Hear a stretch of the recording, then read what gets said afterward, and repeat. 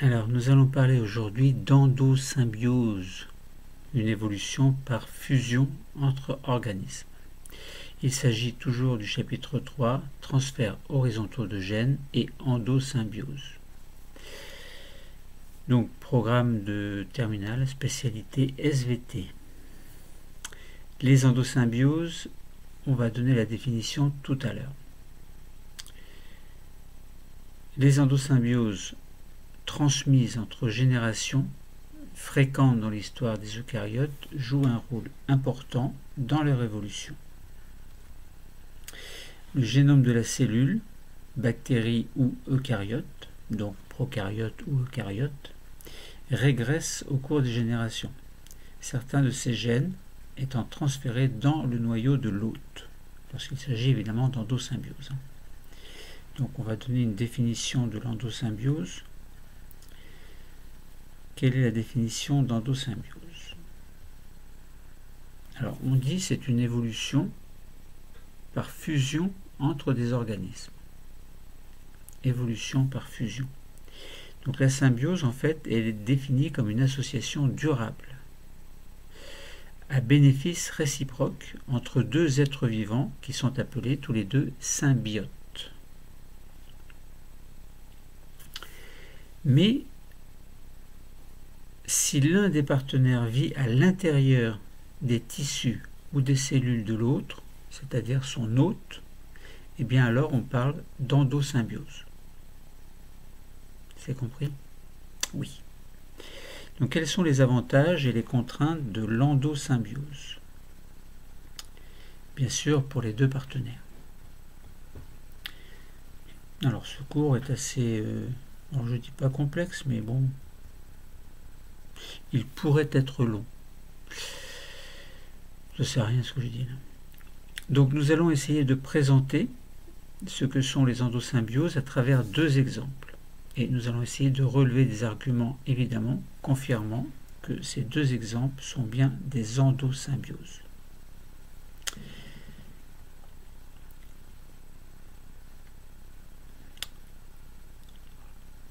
Alors, prenons un premier exemple concernant les coraux, donc qui sont des animaux photosynthétiques.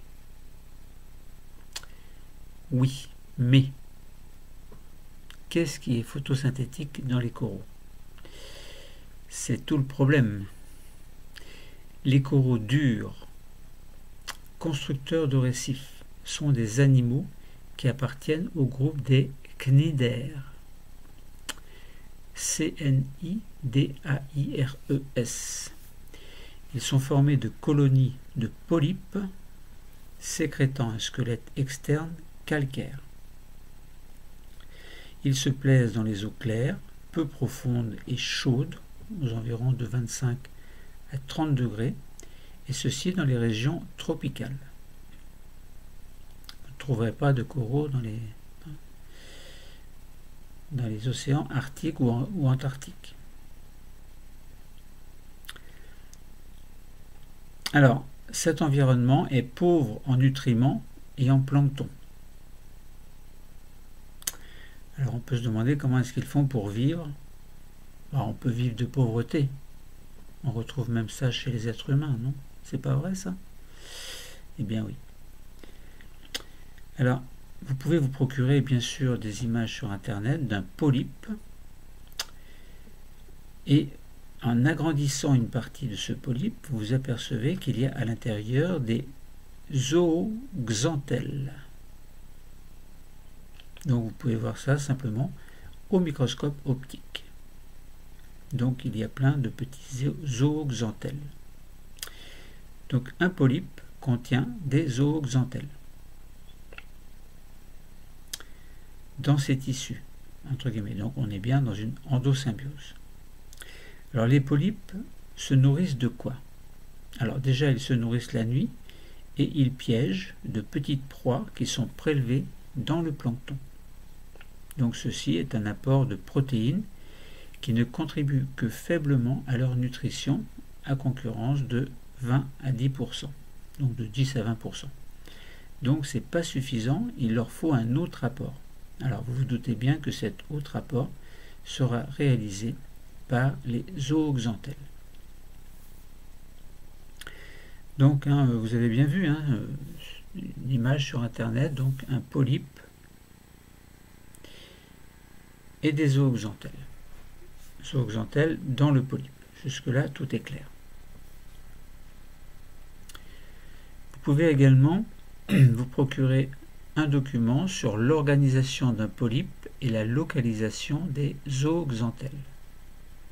Alors, vous avez par exemple l'eau de mer. Bon, c'est bien, il y a de l'eau de mer. On a dit il faut qu'elle soit de 25 à 30 degrés.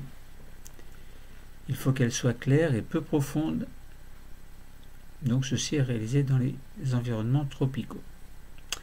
Bon, il y a peu de plancton. Peu de nutriments, peu de plancton. Alors comment est-ce que ces coraux peuvent survivre? Alors vous avez l'organisation d'un polype et la localisation des zooxanthelles. Alors comment ça se présente? Eh bien vous avez de l'eau de mer et dedans il y a des polypes et dans ces polypes il y a des zooxanthelles. Alors vous apercevez sur un schéma des tentacules, des espèces de tentacules, avec au centre une bouche. À quoi sert la bouche? À parler ou à manger? Ou les deux? En l'occurrence, ici, ce sera plutôt à manger. Et vous avez au niveau de ce polype ce que l'on appelle un ectoderme avec des cellules urticantes. Donc ne touchez pas, ça fait mal. Bon.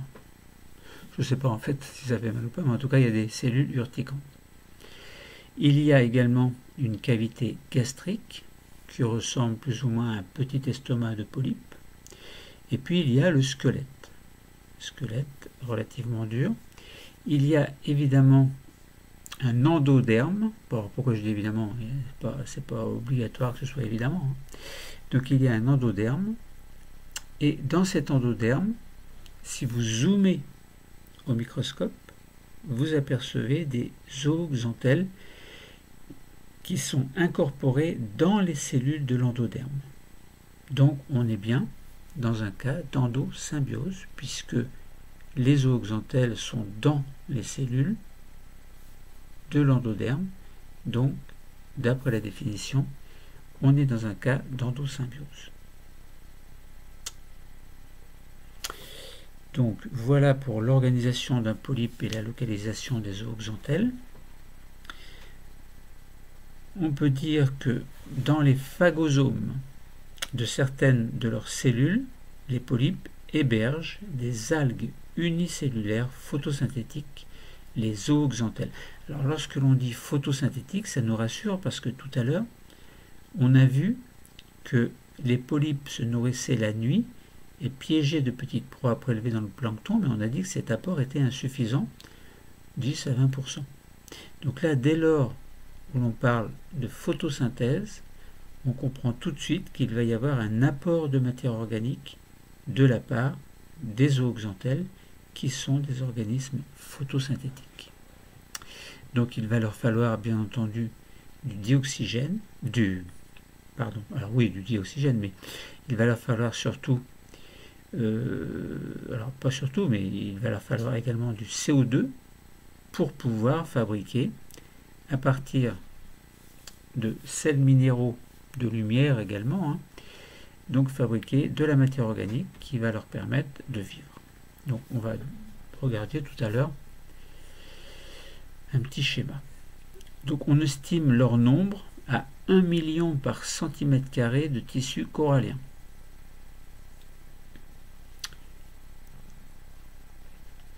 Alors, je répète, dans les phagosomes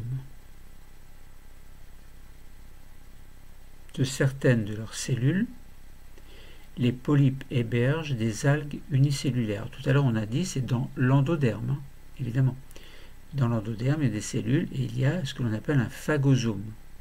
Et dans ce phagosome, dans ces phagosomes, en fait, de certaines des cellules, pas toutes, eh bien, les polypes hébergent des algues unicellulaires photosynthétiques que l'on appelle les zooxanthelles.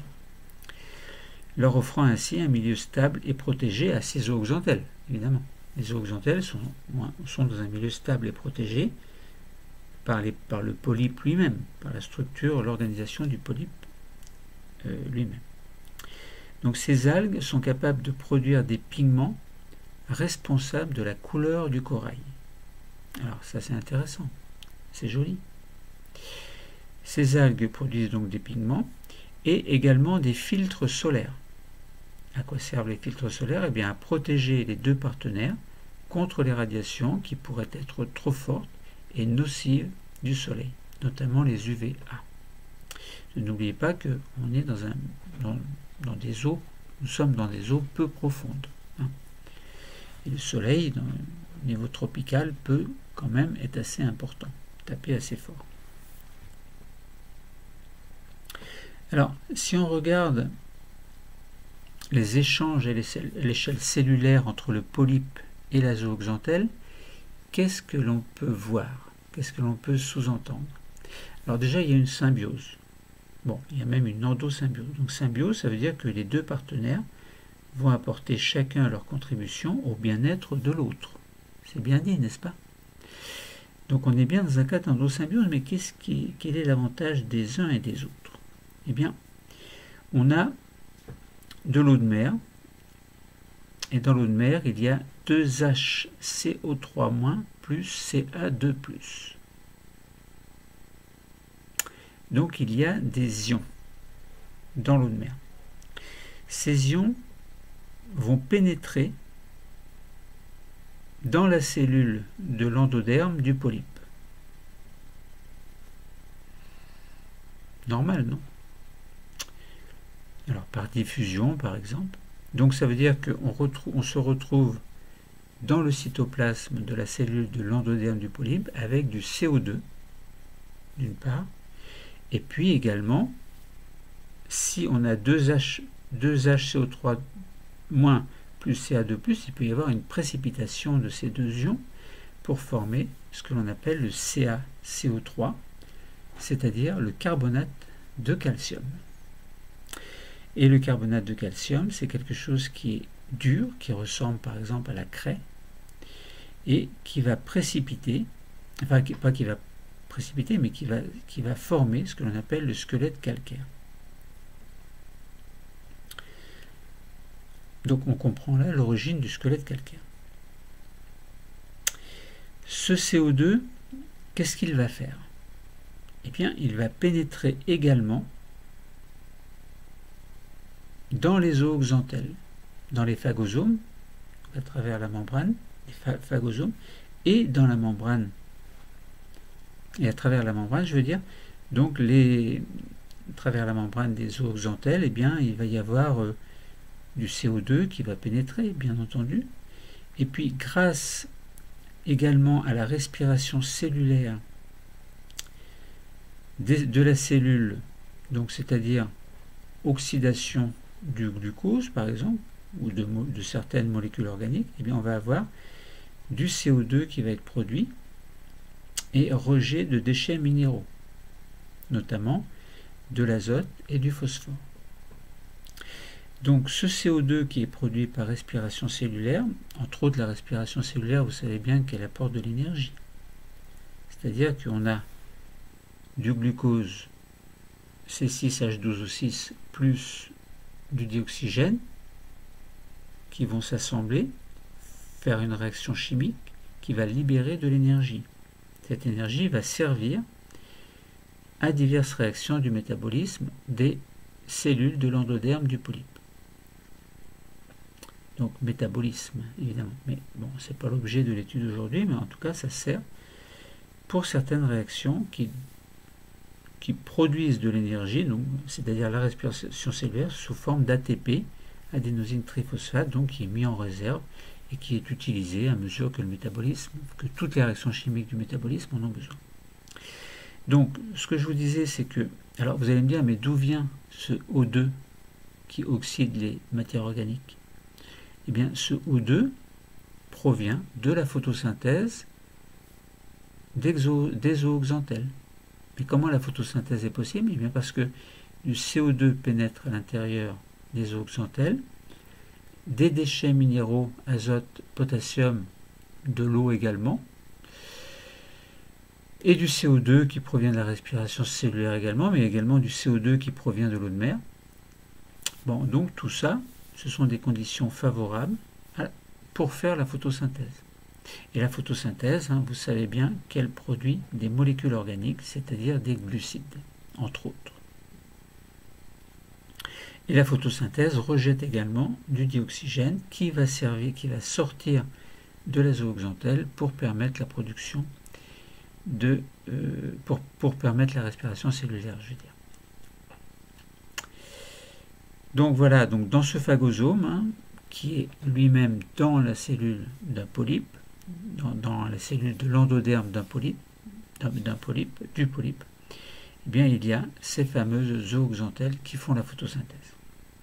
Je répète, production de matière organique qui vont sortir de la zooxanthelle et du phagosome pour aller enrichir les molécules organiques qui, elles, enrichir d'autres molécules organiques qui, elles, proviennent de la digestion des proies, notamment du plancton. Donc on voit que les échanges à l'échelle cellulaire entre le polype et les zooxanthelles permettent aux deux organismes de vivre en parfaite symbiose, en parfaite endosymbiose.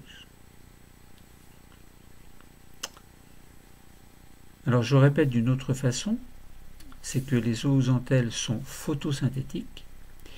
30 à 90% des molécules organiques issues de la photosynthèse des algues sont cédées à l'hôte.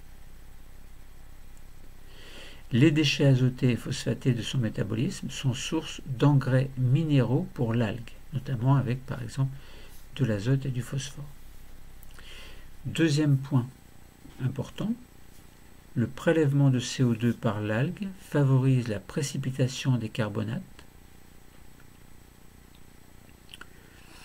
nécessaires à l'édification du squelette calcaire du polype.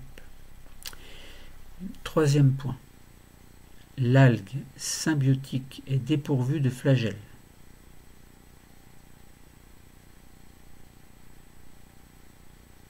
La zooxanthelle. Pourtant présent dans les formes libres du plancton et sa paroi est fine et perméable. Des molécules produites par l'hôte seraient à l'origine de ces particularités. Quatrième point, pour se protéger du dioxygène qui peut oxyder les choses en fait, en gros, émis par la photosynthèse, donc pour se protéger du dioxygène émis par la photosynthèse, le corail produit des composés antioxydants. Il développe une forme dans l'espace permettant d'optimiser l'exposition des algues à la lumière. Un peu comme le tournesol, le tournesol il se tourne selon l'endroit où est la lumière. Là les polypes, parce que la lumière n'est jamais au même endroit. Le soleil se déplace, ce qui est faux d'ailleurs, parce que c'est la Terre qui tourne, mais le soleil se déplace aussi, c'est pas faux, mais ça c'est une autre histoire. Donc, cinquième point, donc les génomes des coraux symbiotiques et des zooxanthelles, les génomes, c'est-à-dire l'ensemble du matériel génétique des coraux symbiotiques et des zooxanthelles, montrent la présence chez les deux partenaires de gènes qui sont propres à la symbiose. Donc ça veut dire qu'il y a les parties communes, mais il y a les parties également spécifiques à chacune des deux parties. L'hôte et puis la zooxanthelle. Alors, essayons de parler d'une autre façon encore des choses. Donc nous avons présenté ce que signifiait le terme endosymbiose à travers un premier exemple, celui des coraux et des zooxanthelles. Les zooxanthelles sont à l'intérieur des cellules, de certaines cellules des coraux. On est bien dans un cas d'endosymbiose. Donc nous allons essayer de relever des arguments qui confirment que ces deux exemples sont bien des endosymbioses ces deux exemples, c'est-à-dire qu'on a d'abord les coraux et les zooxanthelles, et le deuxième exemple que l'on verra tout à l'heure, ce seront des pucerons qui possèdent des bactéries de manière endosymbiotique. Donc il existe, on a dit, une association entre des organismes eucaryotes, les coraux et les zooxanthelles. Des coraux durs, constructeurs de récifs plutôt, appartenant au phylum des cnidaires et des algues unicellulaires. Les zooxanthelles. Alors, je répète, parce que c'est peut-être pas clair ce que j'ai dit. Donc, il s'agit d'une association entre deux organismes eucaryotes. Les organismes eucaryotes, eh bien, ce sont bien entendu les coraux et les zooxanthelles. Donc, les coraux durs, constructeurs de récifs appartenant au phylum des cnidaires, premier organisme eucaryote, et des algues unicellulaires, deuxième organisme eucaryote, que l'on appelle les zooxanthelles. Alors, ces récifs coralliens, présents notamment autour des îles tropicales, se développent dans les eaux claires et chaudes, pauvres en nutriments minéraux et en plancton. Leur forme rappelle les branches des arbres et elles sont tournées vers la lumière. Ils abritent une faune, donc ces coraux, abritent une faune très diversifiée. Les polypes, eux, construisent des récifs. Les récifs, ce sont des animaux coloniaux qui sont capables de se nourrir en piégeant de petites proies. Ils abritent dans leur tissu, notamment dans l'endoderme, ce que l'on appelle des zooxanthelles. Alors, ce n'est pas notamment dans l'endoderme, c'est dans l'endoderme. Ils abritent les zooxanthelles. Zooxanthelles. Les polypes et les algues, donc les zooxanthelles, peuvent vivre séparément, mais les deux partenaires tirent des bénéfices de cette association. Alors, on va essayer de justifier le terme d'endosymbiose qui sont donnés, ce terme d'endosymbiose qui est donné alors, aux deux exemples que nous verrons, dont celui que nous voyons maintenant, coraux zooxanthelles, et que nous verrons tout à l'heure, pucerons et bactéries. Je vous prépare un petit peu le terrain. Alors, dans le cas des coraux, l'association n'est pas obligatoire, mais elle est très fréquente. Dans certaines conditions, notamment de température, de stress éventuellement, eh bien les polypes vont rejeter leurs algues, qui elles-mêmes peuvent faire partie du phytoplancton. Donc, c'est-à-dire plancton plutôt côté végétaux. Phyto, ça veut dire quelque chose qui ressemble à des feuilles. Donc feuilles, on pense à feuilles, donc phytoplancton. Les algues vivent à l'intérieur de phagosomes, qui sont des vésicules de phagocytose. Autrement dit, les zooxanthelles ont été phagocytées. Donc, les algues vivent à l'intérieur de phagosomes, des cellules de l'endoderme, des polypes, sans être détruites. Alors, les symbiotes, eux, tirent profit de leurs associations. Et en plus de l'hébergement et de la protection assurée par les hôtes, ce sont essentiellement des avantages trophiques entre un organisme hétérotrophe et un organisme autotrophe dans le cas des coraux. Alors, un organisme hétérotrophe, c'est le polype en fait. Et puis autotrophe, eh bien, ça veut dire zooxanthelle.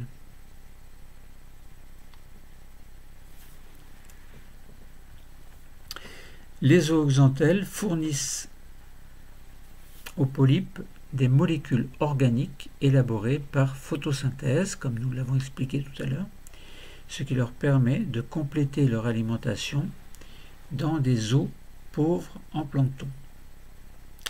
Les polypes fournissent aux algues des nutriments minéraux azotés et phosphatés qui sont issus de leur métabolisme, qui sont ainsi recyclés. Les échanges respiratoires du polype alimentent l'algue en dioxyde de carbone pour la photosynthèse. La photosynthèse de l'algue est un apport en dioxygène pour la respiration cellulaire du polype qui produit de l'énergie, qui rejette de l'eau en même temps et du dioxyde de carbone. Donc il peut être utilisé, bien entendu, pour la photosynthèse. Donc le prélèvement de dioxyde de carbone lors de la photosynthèse favorise également la précipitation des carbonates qui sont à l'origine du squelette calcaire du polype. Donc carbonate de calcium évidemment. Alors les coraux, pour garantir la photosynthèse de leurs algues, déploient une forme dans l'espace, près de la surface des eaux claires, ce qui les expose à des rayonnements solaires intenses, UVA, mais qui sont aussi toxiques. Les algues fabriquent des pigments et des molécules jouant le rôle de filtre solaire. Donc pour se protéger, bien entendu, et pour protéger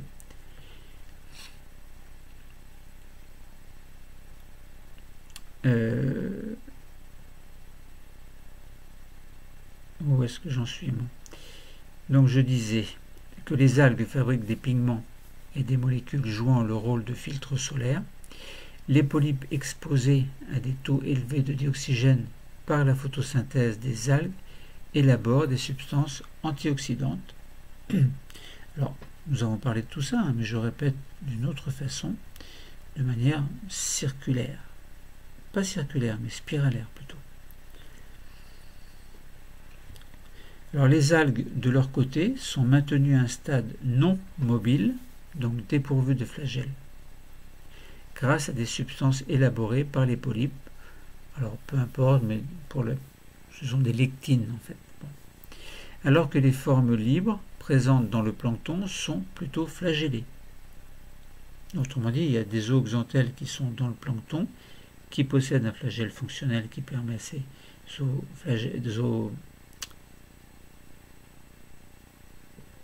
zooxanthelles, j'ai trop de mémoire, j'ai dû dire des bêtises tout à l'heure, ces zooxanthelles, donc qui font partie du plancton, possèdent un flagelle qui leur permet de se déplacer, mais lorsqu'elles sont dans le polype, en fait, eh bien, le flagelle n'est pas fonctionnel. Évidemment, puisque les zooxanthelles à ce moment-là sont libres. Alors, l'endosymbiose donc est à l'origine d'une modification des génomes des symbiotes plutôt. Modification des génomes des symbiotes. Donc, le séquençage des génomes des cnidaires et des zooxanthelles symbiotiques et non symbiotiques a montré qu'il existait des gènes propres aux formes symbiotiques impliquées dans la synthèse de molécules permettant leur vie en commun, notamment transport de substances, réaction au stress par exemple, réaction au manque de lumière ou à la suroxygénation, diminution des réactions de rejet, etc. etc. Donc voilà pour le premier exemple concernant les coraux et les zooxanthelles qui forment bien à eux deux des réactions endosymbiotiques. Nous allons passer maintenant au deuxième exemple.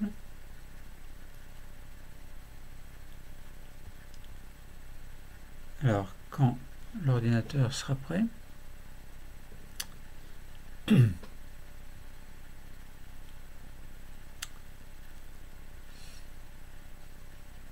Alors, quand monsieur sera prêt, voilà, mon ordinateur est prêt. Donc, deuxième exemple, c'est l'exemple des pucerons du pois, POIS, et leurs bactéries symbiotiques, qui formeront une endosymbiose. Alors, vous pouvez vous procurer sur Internet une image d'un puceron du pois se nourrissant de sève d'une plante. Procurez-vous également un tableau montrant la composition de la sève élaborée. un document montrant l'abdomen de pucerons en microscopie optique en fluorescence, où en vert il y a Buchnera aphidicola, une bactérie, et montrant également le détail de l'intérieur d'un bactériocyte en microscopie électronique à transmission. Et puis procurez-vous également une étude expérimentale en relation avec des expériences et des résultats, mais pucerons en symbiose avec Buchnera, et puis donc différentes petites expériences dont je vous parlerai tout à l'heure.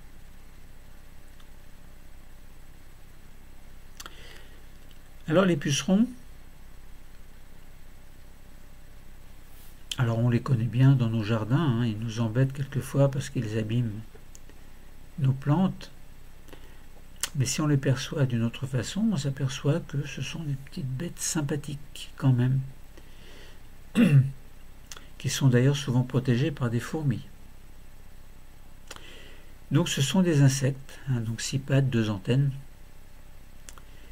parasites des plantes, qui se nourrissent en insérant leur rostre, qui est une pièce buccale, dans les tissus conducteurs de la sève élaborée. La sève élaborée, c'est la sève qui provient entre autres de la photosynthèse, donc qui contient des molécules organiques, entre autres, et des ions minéraux également. Alors, profitons-en pour jeter un œil. Alors oui, non, j'ai oublié de vous dire d'abord que donc ils injectent leur rostre dans les tissus conducteurs de sève élaborée, mais j'ai oublié de vous dire que les pucerons doivent ingérer quotidiennement, devinez combien de fois leur poids de sève. Allez, eh bien, 100 fois leur poids de sève pour se procurer les nutriments dont ils ont besoin. Autrement dit, ils pompent toute la journée. Ils rejettent alors par leur anus un miella sucré que les fourmis adorent. Et c'est pour ça que les fourmis élèvent les pucerons et les protègent pour recueillir ce fameux miella qui n'a rien à voir avec le miel. C'est plutôt quelque chose qui sort de l'abdomen mais qui n'a rien à voir avec le miel. Bon. Et il est sucré. Alors, il leur manque cependant une dizaine d'acides aminés essentiels. Alors ça pourrait être parfait, cette sève élaborée, mais il manque des acides aminés essentiels. Et ces pucerons ne sont pas capables de synthétiser ces minéraux essentiels. Et donc ils sont souvent absents de la sève élaborée. Alors pourquoi? Ça, c'est un mystère et je ne vais pas vous y répondre parce que je n'en sais rien. Alors profitons-en pour regarder la composition de la sève élaborée. Alors composition, eh bien, il y a des glucines, surtout du saccharose. Alors, sève élaborée, donc 100 à 300 grammes par litre de glucides.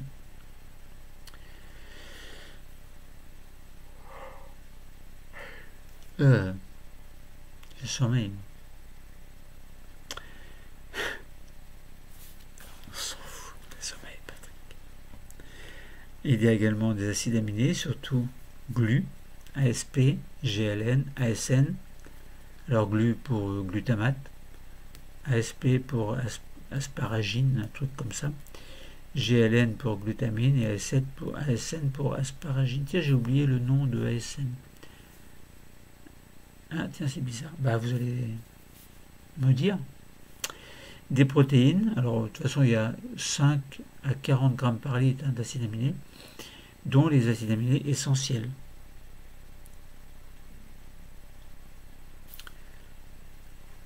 Que les pucerons ne sont pas capables de synthétiser. Et oui, parce que les pucerons également ont leur métabolisme. Ils sont capables de produire des acides aminés ou d'en ingérer, mais dans le miella, il manque des acides aminés essentiels. Dans la composition de la sève élaborée, il y a également des ions minéraux. Alors, Près de leur tube digestif et des ovaires, les pucerons du pois possèdent des cellules géantes que l'on appelle des bactériocytes, contenant environ 10 millions de bactéries Buchnera afidicola. C'est énorme, hein? Donc les pucerons du pois possèdent des cellules géantes que l'on appelle des bactériocytes contenant 10 millions de bactéries Buchnera afidicola. Alors bactériocytes, la cytologie, c'est l'étude des cellules. Bactériaux, ce sont les bactéries. Donc cytes, c'est-à-dire que des cellules géantes, enfin des cellules, abritent des bactéries. On les appelle, ces cellules géantes s'appellent donc des bactériocytes, qui contiennent des bactéries. Quoi, vous n'avez pas compris? Alors chaque bactérie est contenue dans une vésicule de la cellule hôte appelée symbiosome. Donc autrement dit, vous avez une cellule, dedans il y a des bactéries, donc cette cellule géante s'appelle comment? Bactériocyte. À l'intérieur il y a des bactéries, et autour de chaque bactérie,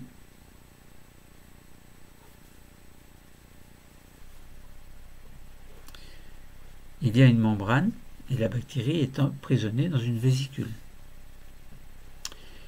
Et chaque bactérie est contenue dans une vésicule de la cellule hôte que l'on appelle symbiosome. Donc on a le symbiosome qui contient la bactérie. Et puis chaque bactérie est entourée de la membrane de la vésicule, et donc toutes ces bactéries sont dans les bactériocytes. Alors une fois que vous avez compris ça, après vous allez comprendre facilement le reste. Alors, vous pouvez vous procurer, et vous l'avez déjà fait, un abdomen de puceron vu en microscopie optique en fluorescence, en verre Buchnera afidicola, et détail de l'intérieur d'un bactériophyte.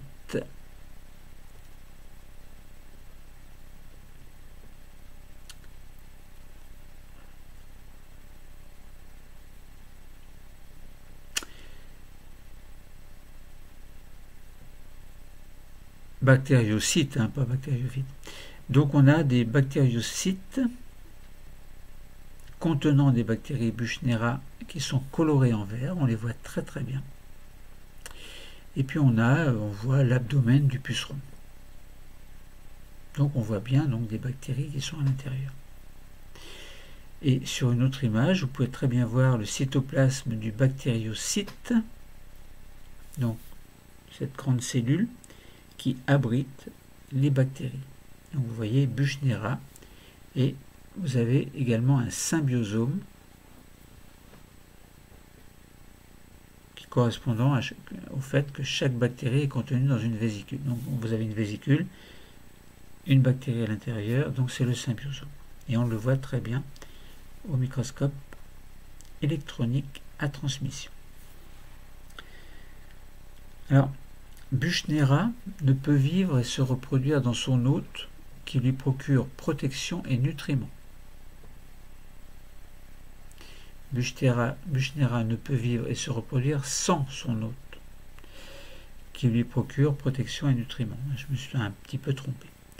Son génome d'environ 900 gènes est réduit et dégénéré comparativement à celui d'une bactérie proche, par exemple Escherichia coli, qui possède 5000 gènes. Donc Buchnera a 900 gènes, Escherichia coli par exemple 5000 gènes. Buchnera a perdu par exemple des gènes impliqués dans la formation de la paroi bactérienne, dans la perception du milieu et dans la résistance aux agents stresseurs. Donc il y a plusieurs gènes qui ont été perdus. Mais c'est pas grave parce qu'ils sont protégés par les pucerons.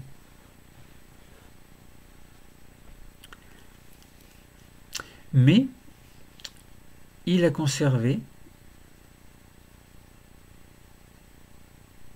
donc ce génome, mais il a conservé des gènes permettant la synthèse d'aminés essentiels et de vitamines également.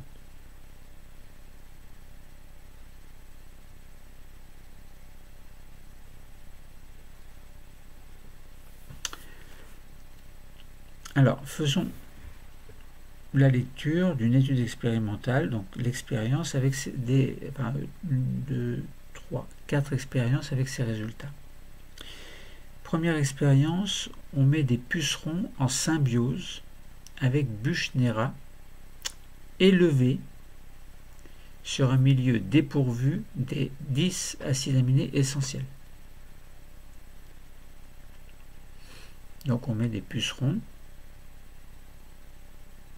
en symbiose avec Buchnera, élevés sur un milieu dépourvu des 10 acides aminés essentiels. Je répète, je fais doucement pour que vous puissiez bien comprendre. Les résultats, c'est que les pucerons se développent et se reproduisent. Pas de problème, tout est bien. Deuxième expérience, on fait un traitement antibiotique qui tue les bactéries Buchnera. Qu'est-ce qui va se passer? Eh bien, les pucerons se développent mal et deviennent stériles. Donc ça, c'est embêtant.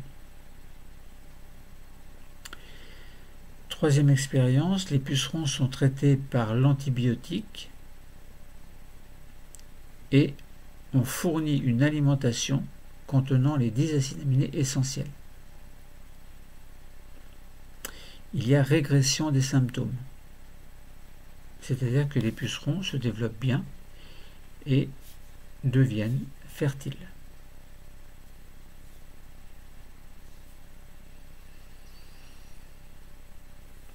Ensuite, quatrième expérience, les pucerons symbiotiques sont élevés dans un milieu enrichi en soufre et en azote marqué. Des acides aminés marqués apparaissent au sein des bactéries, puis sont identifiés chez les pucerons.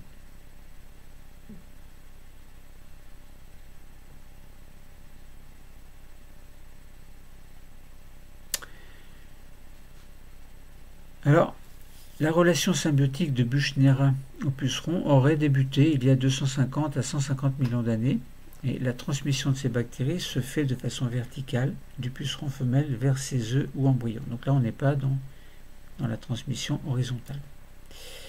Alors, nous allons bien sûr décortiquer un petit peu les expériences et les résultats et voir un petit peu ce que l'on peut rajouter sur ces pucerons du pois et sur ces bactéries symbiotiques.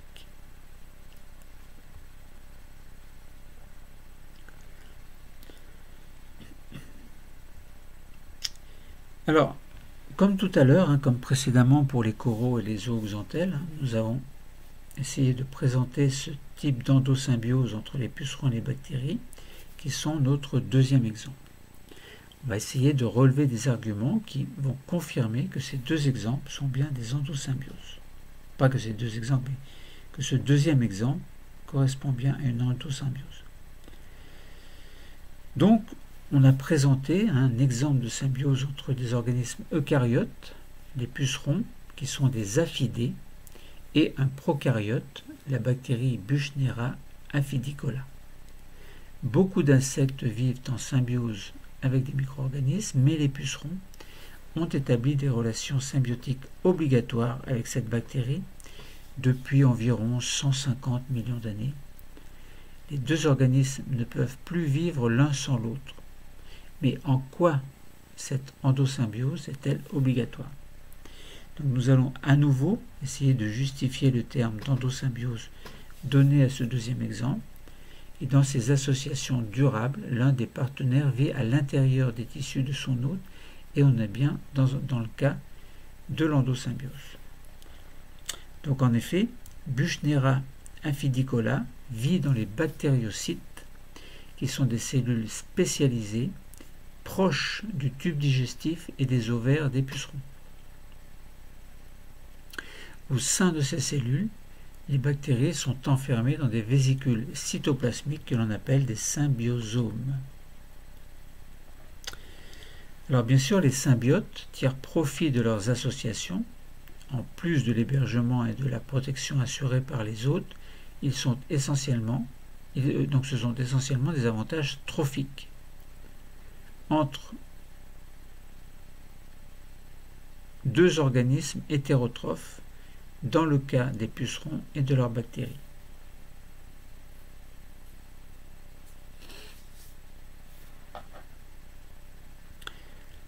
Alors, l'étude expérimentale, avec 4 points que l'on a notés précédemment, montre que les bactéries sont indispensables au développement et à la reproduction des pucerons en leur fournissant 10 acides aminés essentiels, indispensables, et également des vitamines dont leur alimentation, la sève élaborée, est dépourvue.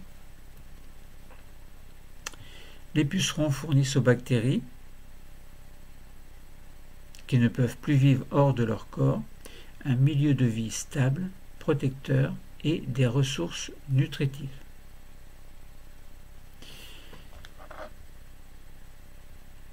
Donc dans ce deuxième exemple, les bactéries ne peuvent pas vivre en dehors de leur hôte.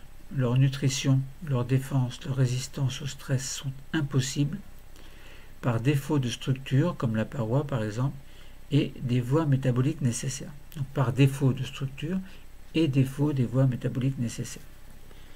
Le génome de Buchnera afidicola est considérablement réduit, il n'y a que 900 gènes comme nous l'avons déjà dit, contre 1500 par exemple chez Escherichia coli, qui est une bactérie relativement proche. Donc ne sont conservés que des gènes nécessaires à la symbiose, notamment ceux permettant la synthèse des acides aminés indispensables et des vitamines, ainsi que les gènes impliqués dans leur métabolisme énergétique, la synthèse de leur ADN et les protéines qui l'entretiennent. Bon, nous avons fait le tour du sujet. Nous avons parlé d'endosymbiose qui constitue une évolution par fusion entre des organismes. La symbiose, nous avons vu qu'elle est définie comme une association durable à bénéfice réciproque entre deux êtres vivants appelés symbiotes. Et si l'un des partenaires vit à l'intérieur des tissus ou des cellules de l'autre, son hôte, c'est une endosymbiose. Donc nous avons parlé des avantages et des contraintes de l'endosymbiose pour les deux partenaires, concernant d'une part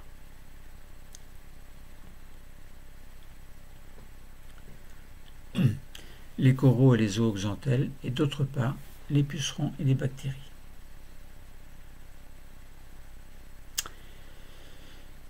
Donc voilà.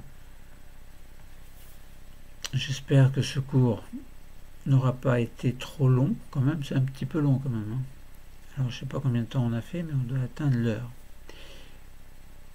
Le cours est terminé, merci et à très bientôt les amis.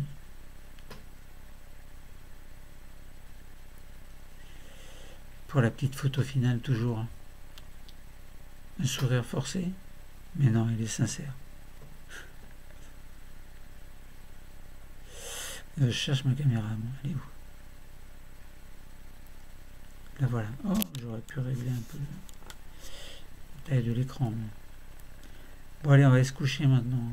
Oh, sommeil. Quand même 1h30 du matin.